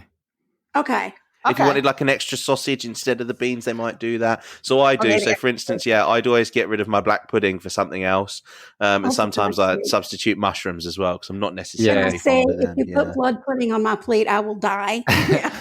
For me, I'm it's allergic. the fried tomato or the mushrooms I'll sub. Oh God, I forgot that we put tomato on it as well. But Do you know fried what tomato, I don't get that. with Like, what do you mean by a fried tomato? literally just half Literally. a tomato Yeah. stuck on a grill, and then they just put it on the plate. Yeah. Oh yeah, we put breading on ours. So and we deep fry have 'em. green fried green tomatoes here in the South. Delicious. And they're delicious, but they're actually not ripe tomatoes. They're green tomatoes, and you slice them and you bread them like in breading that you would like bread a chicken nugget or something. And then you fry it, deep fry it. And you usually have like this really yummy remoulade sauce, whatever that is. But it's have like to a say, kind of though, a spice. I want to go back to it though, just to make sure, in defence of the full English breakfast, it is the stuff of champions. You don't eat it regularly. It's a one-off treat, or if you go out or you go on holiday, you stay in a hotel, or if you're drunk and you're hungover, or you're drunk and you're hungover. Okay. And it's something you rarely do at home. You'll go to a cafe or something to have, because you won't necessarily buy all the constituent ingredients, but it is the stuff of champions. Go on, Lou. Sorry, famously, Wetherspoons is like a chain of budget pub here, but they are open basically from 7 o'clock in the morning until probably like 1 o'clock in the evening. And Wetherspoons do like a full English for probably about £4. It's really cheap there, and like the sausages are about 2% meat, 98% magic. And what I would say is, if you have a full English breakfast for breakfast, you won't need to eat anything for the rest of the day. It sounds like our brunch. Like our brunches are like big, and you don't. Well, you could go to a Waffle House. Yeah, you could go to a Waffle House here, and you could get breakfast all day. But your pubs close. What time do your pubs close at night? Is it 11-ish? Usually thereabouts. Ours close at 2. Oh, wow. Our last call is at 2 a.m. here.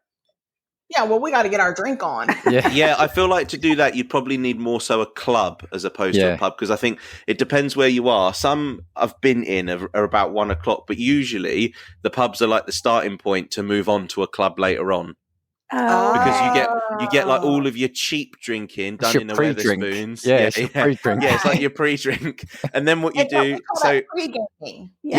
So a traditional like British night out, I would say, is that what you do is before you meet up with your mates, you pre-drink at home, and then you go to a pub to pre-drink, and then that's your pre-drinks before your actual club night where you just drink. Oh, okay. There you go. And the club probably has very expensive drinks, so you might just drink one. Yeah, exactly. So you're already seeing triple by the time you get to the club, and all the struggle is making sure that when the bouncer gets there and you give him his ID, you just need to make sure that he stood up straight, and you should be fine. That's okay, that's good. That's good. But I want to actually, sounds Karen, like a little much for me. I'm probably not going to make it past. I don't know. The pregame, the one at home. But Karen, I want to go back to something you said actually a little while ago. Now, I've only been to the States a few times, but I love eating over there, right? And there was once, cause it's a comment you made about salad, not liking anything with salad. And on the first trip, I think one of the first trips I had there, about halfway into the holiday, I thought, do you know what? I've just eaten too much, because, we mentioned with Brenda last week, the portion sizes are huge and there's just so much food. And I thought, no, I've got to try be good for a little bit, because I'm worried I'm going to get home and not fit into any clothes. So went into a place, and I can't remember what it was, but I said, it was a salad something. I said, you know what? It's lunch. I'll have a salad, please. Comes out, this thing was huge. It had bacon in it, it had cheese in it, it had nothing in it. It had, I think, bits of steak in it. And it was actually worse than probably the burger my other half had. It was it's crazy how they can take a salad that's supposed to be healthy and just put all this crap in it, and it makes it so much unhealthy. I mean, I loved it. Dressing the ranch all over it. The ranch. It's so bad for you, and that's the way Americans do salad. I loved it. I'm not complaining. I'm just saying it was great. Yeah. You thought you were going to order a salad; it was going to be a light meal. Yeah. No, we don't do that here. No, we don't do that here. No. Now we've got these things called small plates you can get. It's just like a half an appetizer size. Yeah, we do have small plates, which is probably a regular size plate. I was going to say. I was saying this morning when we were making our proper British tea. What do they call biscuits? Oh, sorry, it's the Bloody Marys. I'm not thinking well. Anyway, we were saying if we went over to England for a couple of weeks, we'd probably drop some weight, because y'all don't eat half the sugar that we eat. Y'all don't eat half the stuff, and we don't even like half the stuff that you serve, so we wouldn't even eat most of it. We probably wouldn't even get 3 meals in a day. What is your take on ice over there? Do we like ice or no ice? I don't think y'all do ice, do you? Oh yeah, I guess it depends on what you're doing, really. I feel like what in terms of alcohol or just drinks generally. Like if I wanted to get a glass of water, with ice in it, because Can we I get like some it cold. Yeah. That would be an option. I think that would be an option. or a Coke. Can I get a Coca-Cola? Can we get a there? soda? What's it called? A soda pop? A soda pop? I don't know. Yeah. So I feel like Coke would be served, but I always ask for no ice because obviously here we don't get free refills. So if you ask for ice, you just get less Coke. So I just say no ice because I get more drink then. We get free refills here, guys. Refill. I mean, that's what we get. Unlimited, bottomless Coke. Yeah. And on a similar vein to what Lou was alluding to there, you also get much smaller glasses here. Tend not to go for the ice. So we're because going to be dehydrated. We're going to be very dehydrated. We're going to be sugar withdrawals and dehydrated. No, because the irony is... I'm going, please take us home. We're dehydrated and we need sugar. Can I get sugar? The irony is, if you come over here, you're far better off drinking alcohol because it'll be cheaper than soft drinks, and you'll get more of it. That's the irony. But your beer that you drink, I don't know what y'all call. What do you call that? A pint. A pint. But what's in the pint? It's a pint of something. I think you just order a pint and it's a beer. It's whatever beer. Yeah, so it depends. Like you'd either have like lager or you'd have cider if you were feeling more fruity, or like stout. So like I like a Guinness, to be fair. Oh, okay. And is it warm? Y'all drink that warm? They have that. It depends how much of a man you are, really. If you're a proper man, you drink it I'm not warm. much of a man there. No, well, you'll get your ales, or what is it, the IPAs, which are meant to be drunk warm. So they do have those here. But no, if you go up to the bar, you get one of the draft beers, or like Liz said, Guinness. It's all cold. It's going to be cold. Yeah. Okay, I was real worried about that. No, there are certain ones which are meant to be drunk warm, but yeah, anything anything normal. If you go and get your regular kind of lager or ales or beers they've got there, it'll be cold. And then if I were to go and order a bourbon, do y'all have that? They do. Whether I don't know what selection they've got. Whether it'll be up to your standard, but probably not. I'm just worried. I need bourbon on the rocks, so I need some ice in my bourbon. Oh yeah, no, they'll do that, and we're getting a lot more choice of spirits now in bars, aren't we? Yeah, like there was a really strange trend here as well. So like gin is a really big thing at the minute here. So like everybody drinks gin in all kinds of different flavors. You've got strawberry gin and raspberry gin and apple gin and all of that sort of thing. It was a bit of a fad. That going on with vodka here. Yeah, we had the vodka. Yeah, that was, I would probably say maybe like 5-6 years ago, where you had like cherry vodka and blueberry vodka and all of that sort of thing. It was a huge fad. Candy vodka. It doesn't make sense to me. I'm not much of vodka. I drink vodka in my Bloody Mary, but I don't drink vodka in many other things. Maybe a couple things. It was like years ago. When they came out, they were called the Alco Pops, and they were. I think basically the reason for things like this is they are like seen as a gateway drink for children, and that's what they say. Because people that don't like the beers and people that don't like the spirits, it's like, hold on, we can hook them by putting a load of sugary sweet alcohol into a sugary sweet drink. And we had drinks, they were called like hooch. They were little bottles of lemon with it might have been vodka, I don't know. And they were seen as like, you're trying to basically get a generation of youngsters into alcohol that way. That's how it was seen. Those are the ones that create the worst hangovers, though. Yes. Right. Yeah. I mean, you just that sugary alcohol is so really bad. It's so bad. But we all go through it. You got to live and learn. Yes, you do. Yeah. You got to live and learn. I mean, in the States as well, obviously, drinking age is 21. Is that everywhere? Every state? Yeah. Yep. Because it is here... now. Yeah, here it's 18, but I would say that like underage drinking culture is quite big here as well. So, for instance, you're likely to go into shops and just not get asked for ID. So it wouldn't be uncommon on like a Saturday if you walked through town to see like a group of like 14-year-olds drinking like a bottle of cider in the middle. Do you know what I mean? I feel like that would probably be quite a common thing here, because I feel like drinking culture cottons on really, really young. Oh, and can you drink in the streets there? Yeah, we can't drink in the streets. Yeah, legally you're not supposed to, but you'd be hard pressed to really find a policeman that would stop you. To be honest, I feel like this is not working. Here they would stop you. They would definitely stop you. They wouldn't be fussed. Even an adult, they would stop from doing that. There are some places, if they've had trouble, they'll put a no alcohol zone. But again, it's like, the police really going to get too bothered with that? I don't think they would over here. Or like I remember when I was at university. So again, like you start your pre-drinks before you even go to the first bar, and obviously you'd need a drink for the walk, wouldn't you? Because you need to stay warm, obviously. So and there always used to be a policeman stood at a particular corner, and when you got to him, he'd basically, because he didn't want you taking the glass and littering or like the plastic cup, he'd just sit there and make you drink it as fast as you could. So it almost kind of like became a game. So obviously he shouldn't have been doing that, but he was just like, I'd rather just let them get over it, not throw the glass on the floor, and then we can just get over it. So it was kind of just an accepted sacrifice. Too funny. I love it. That's awesome. But before sporting events here, we have tailgating. Yeah. So that's when a lot of people, and they'll allow. So when a parking lot allows tailgating, there's a lot of drinking and a lot of crazy food, and like it's a huge celebration before the game even starts. You don't even know if your team lost or not, and you're already celebrating. It's crazy, but people bring their grills and set them up. Bring their grills. They bring porta potties, and I mean, we've just seen the craziest things. So and before concerts, some concerts we you tailgate before your concert. So, but those are like really controlled areas. Yeah. Because it's like in a parking lot. So, well, we have so there are some places, for instance, in Memphis, Tennessee, there's certain times of the day where they close several streets. I think it's Beale Street. And you can walk from bar to bar with drinks. Okay.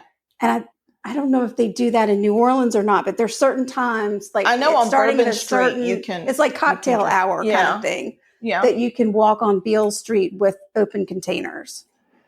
In Savannah, for their St. Patrick's Day parade, they close the streets and you can drink with open containers. Yes. So, in usual circumstances, would you get a fine from a police officer for that if you were drinking in the street? Straight up, there would be no argument about it at all. No. Oh wow.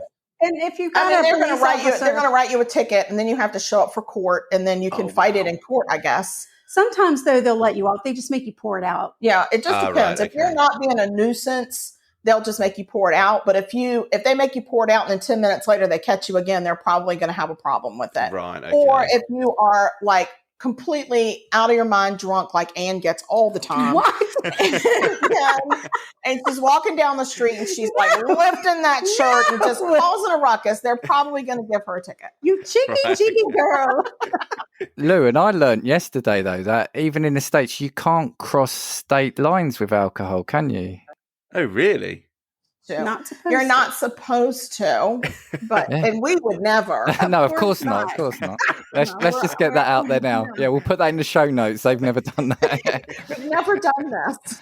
And also the thing that amazes me, and I'd forgotten about this, but is the amount of dry counties as well that you've got there, which is it's bizarre. It's bizarre to think about that. You kind of still have that.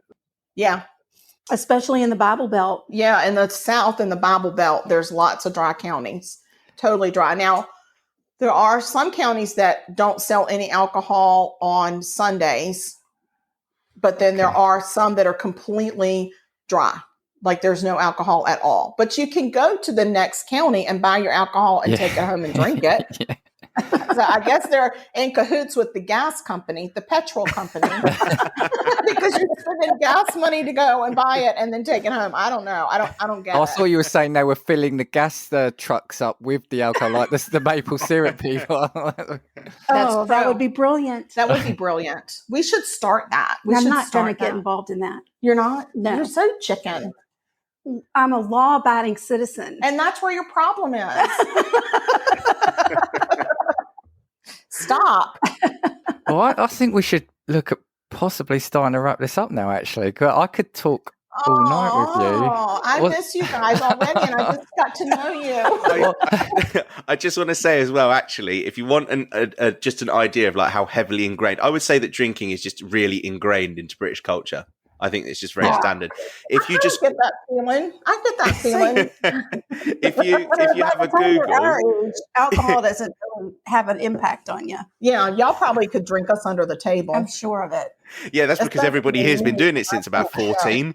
But if you have a Google of just like map of like pubs in the UK, it will give you like a Google map result where they've got like a red dot for everyone. And honestly, the entire UK is covered in dots to the point where you actually just can't see any land because there is that many pubs next to each other. How do they make any money? I There's don't so know. many of them. How do they make any money? Oh, because they're all full. Yeah. And you go pub crawling. You go one to another, to another, to another. That's true. I know. I was watching a show the other night. I guess it was Ted Lasso. I don't know what, because I get BritBox. I know you've never heard of that. Oh, yeah. No, we've seen BritBox, yeah. Okay, so I have BritBox. And so a lot of times when I'm watching a show, the pubs over there, they just make it seem like, did you ever see that show Cheers? I love Cheers. I love it. Okay. So I feel like that every pub is like that. Like it's there's locals that go there every day and they all drink together and they all know each other's business and they all take care of each other. And that's what a pub is. And they're like, every town has multiple ones, but every pub has their own group of like local regular people and they all know you. Like you walk in and they go, "Hey, Dan, here's your pint." I mean, they already know what you want, and they're like, "How's the wife and kids?" And they're, "Lou, still not eating beans." I mean, you know what I'm saying? Like, they just know you. Is it really like that? Because I really want to go there. Yeah, I think it depends. So there are some pubs, for instance, where I live, like we've walked around and we've been in most of the pubs near me, to be fair. But there are a couple of them where I feel like I wouldn't go because I'm not a regular. And if you walked in, people would like look at you and think, Who's that? The music stops. Yeah, everyone looks at you. Yeah, the DJ goes, and all of a sudden everyone turns around and you're like, what have I just walked into? Yeah, and there's some that are like that. Yeah, and then there's some that you can kind of walk casually in. So like a Wetherspoons, wherever you are, a Wetherspoons is for everyone. You can go in there. But if you see something and it's called like, anything arms is always like a local pub that's like anything that's got arms in it. Like broken arms. But the broken arms, yeah. But what I was saying, what Lou said was right about the culture in that, but here you go out to get drunk. Yeah. The aim isn't to enjoy drinking. You go out as a group and the aim is we're going to get drunk as quickly as we can. It's not we'll go out, we'll have a few drinks and do this. Yes, there are people after you finish work, you'll do that. You'll go have a meal, you'll have a couple of drinks, go home. Okay. As when you're in your younger days, it is about how quickly and what can we drink to get drunk as quickly as we can. And that's how it is here too. Like college age kids, university age, whatever you want to call them. That's all about. That's what you do in college. You learn how much alcohol your body can take. That's really what you're there for. And if you live, they give you a piece of paper and say, "Get the hell out." And now you owe us $80,000. But good luck with your liver. Yes. That you're not going to do a good job with. No. That's what must be really sad because obviously, you go to college at 18, don't you? Yes. And obviously you don't get that period of being able to go to clubs and that sort of thing. Because I imagine most degrees are still only 3 years in the States as well. They're 4, and I was on the 5-year plan because I was very social. So you only get one good year of going out when you're at college then to actual bars. I actually, when I was in college, we get fake IDs over here. Yeah, we all get fake IDs. Yeah, we've seen them super bad McLovin. Yeah. Yes. But I think we all get fake IDs. I mean, even my daughter, who now I think what if we do, we get them from China or somewhere? Yeah, they got theirs from China, which is scary because they sent their pictures and all of their personal information to China. I'm like, guys, how dumb are y'all? You're in college. Anything for a drink. Anything for a drink. Listen, I figure they already have our information over there anyway. So true. Yes, and they would send them back fake IDs, and that's how my daughter drank her way through college. She did not have any problems whatsoever getting her drink on. So, I would say as well, there's a bit of a stereotype that even if you're 50, you get ID'd in the States. So is that really true? Like you will get ID'd kind of irrespective, or do people turn around and say, "No, you're old enough"? Yeah, unfortunately, we don't get grocery. When you're at the supermarket, then you'll get ID'd if you're buying alcohol. But like if I were to go to a bar right now, they would not ask me for my ID, and I would be very sad. Yeah. I'm like, we go have an ABC store, liquor store. The liquor store, when we go buy, like when Ann and I were out buying bourbon yesterday, we just happened to be out and bought some bourbon, and they didn't ask me for my ID, and I was very sad. It was offensive. It was very offensive. Well, I think the worst experience I had here, I went to a supermarket with my girlfriend, and we walked out and we bought some ciders, some toffee apple ones. Amazing. Brilliant. Would definitely recommend. And then toffee apple cider. It's so amazing. Good. It's like the only way that I could explain it, it tastes like Christmas. I think. Yeah, it tastes like Christmas. Honestly, it's amazing. We have to go. We're on the way right now. I'm packing. I went to the counter, and the lady behind the checkout counter said, "Oh, can I see your ID?" To my girlfriend, and then she looked at me. She was like, "You're all right." And I thought, "Who do you think I've come out with? My daughter." What's going on here then? I was like, "Who do you think I'm buying her booze illegally?" And she's like, "I'm sorry, I have to do rude. it." Rude. Because here you should be, basically they say that you should ID anyone that looks under 25. Yeah. So that means that she thought I was older than 25 and she was younger than 18. Yeah. I thought, wow. Exactly. Wow. Yeah. It's offensive. It's but she must have been thrilled. She was like, ha ha, this is my sugar daddy. Oh, blimey. But over there, it wouldn't be a sugar daddy because they don't like sugar. Right. This is my bean daddy. Right then. All right. Well, it's actually been a real pleasure. It's been a blast. Is it midnight yet? Is it midnight? No, it's 11:30. It's 11:30. It's not that bad. We're going to go out for our. No, we're back. We're cutting into our pre-drink time. That's all. But no. It's really fun having you on. And Lou, Karen, could you stand up just a little bit? Stand up? Yeah. Do you want to stand up? People at home won't see this listening, but look, you see, they've got merch. That's what we need. You see that? Yeah. This is my water bottle, and this side says, "This might be bourbon." And on the other side, it says, "Because murderers suck." And then it's got our logo. See, this is what we need to do now. We need. You really do. Do you want to plug your socials and where people can hear you? Yes. Well, we're on Apple, Spotify, iHeart, Pandora. Wow. Bloody Marys right there. Pandora. We're on like the major podcaster, what the hell? Podchaser and Good Pods. Just find us. Google us. We'll pop up there. Sugar Coated Murder Podcast. If you just do Sugar Coated Murder, some weird song will come up. I know. And so we have the Echo Dot devices that we talk to, and she's got a certain name that I won't say, but you can even play us on there. And then we have social media. We're on Instagram, and that's we're at Sugar Coated Murder. On Twitter, we are at Sugar Murder because I think I was drinking that day, and that's all I could get out. And then we have Facebook. We have a regular Facebook page, which is Sugar Coated Murder Podcast. And then we have a Sugar Coated Murder fan page that you have to ask to join. But good news, we never have enough friends, and we've let anybody join. And then we also have email. We love to get email from listeners and suggestions for murders we can research or recipes we can try. And our email address is murder.sugarcoated@gmail.com. And you can also order our homemade vanilla, which is called Killa Vanilla. And you can do that just by emailing us. I would suggest people look at your Instagram and Facebook, because then you can actually see what you've made as well. That's the thing. So I would recommend that. But it's awesome. Yeah. Check them out. It really is a great podcast. Now, Luke, before I hand over to you to wrap up, I'll read some of the reviews we've got, and ladies, there'll be some familiar names, I'm sure, to you here. This is on Good Pods, but what I'm doing, this is going to be from our competitive eating episode because of the way we've recorded. So we've got Kay from my favourite name podcast, Fuck My Work Life. She said, "Fucking brilliant episode. I have no idea how people eat that much." We got Yeti Yef has given us 5 stars. Kelly Madden, wow, this is crazy. I never understood competitive eating until I got fat. Now I think I could probably eat my weight in tater tots.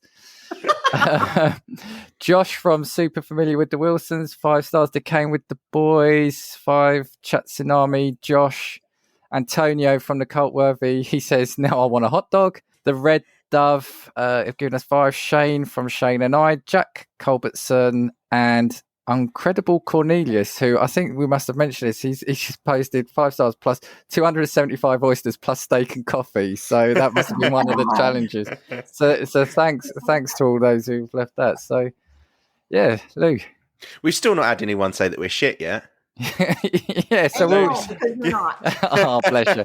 We'll read anything or any comments out. So waiting for the day when Dan goes 1 star, would never listen again, annoying hosts. All right, it has been an absolute pleasure. It's been brilliant. And I'm going to sing us out, and I hope I still get this right because I'm great at fluffing my lines with this. We know there's many podcasts from which you can choose, but we thank you for listening to Casting Views. Hello, everyone. My name is Nick. I'm the host of Nikolai's Kitchen, and I'm also the host of the annual Live Stream for the Cure. Live Stream for the Cure is a charity event where we raise money with content creators and podcast partners from around the world for the Cancer Research Institute, a wonderful nonprofit researching cancer immunotherapy, training the body's immune system to fight all forms of cancer. This is a mission and a future that I truly believe in. And myself and my team worked tirelessly over the past 5 years to raise over $50,000 for this cause. This year, we're aiming for our biggest single goal to date of $20,000, and we cannot do it without your help. Please join us for the event May 19th through the 21st, starting at 9 a.m. Eastern, for 45 hours of content from people all over the world. Together, we can bring hope for a future immune to cancer. The more eyes we reach, the more dollars we raise. Please help us in making this goal a reality. Together, we can make a difference.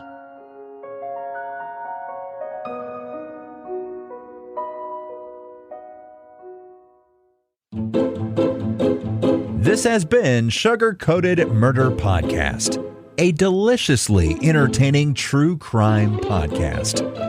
Like what you heard? You can always explore past episodes by visiting sugarcoatedpod.com. Don't forget to like our Facebook fan page and share with friends. Thanks for listening to Sugar Coated Murder Podcast. Thank you for listening to Believe. You can show support to your host by subscribing to the show and giving us a 5-star rating on your preferred platform. Check us out at Believe.com and search for BLEAV on YouTube.